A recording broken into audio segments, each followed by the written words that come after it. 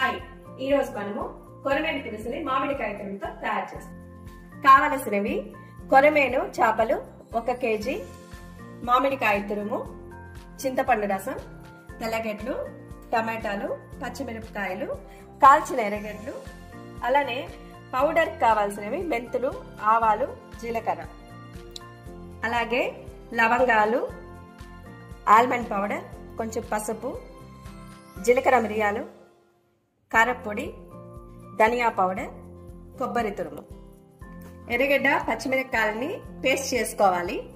తర్వాత మెంతులు, ఆవాలు, జీలకర్రని పౌడర్ కొట్టు. పాన్ లో ఆయిల్ హీట్ అయ్యాక మనం చేసుకున్న పచ్చిమిరపకాయ, ఎర్రగడ్డ, తెల్లగడ్డ పేస్ట్ ని వేసేసి ఫ్రై చేసుకోవాలి. ఇవి కొంచెం మగ్గాక టమాటో తురుముని వేసేసుకోవాలి. ఇవి కొంచెం బాగా వాడాక జీలకర్ర, మిరియాల పొడి, పసుపు పొడి, ధనియా పౌడర్, కారపొడి, కొబ్బరి తురుము, ఆల్మండ్ పౌడర్ ఇవన్నీ వేసేసి బాగా మిక్స్ చేయాలి. ఇవి ఇలా ఫ్రై అవుతా ఉండగా చింతపండు జ్యూస్ని మనం ముందే చింతపండు జ్యూస్ని తయారు చేసి పెట్టుకోవాలి. వాటిని వేసేయాలి. తర్వాత మామిడి తురుముని కూడా మనము ఇలా కర్రీలో వేసుకోవాలి.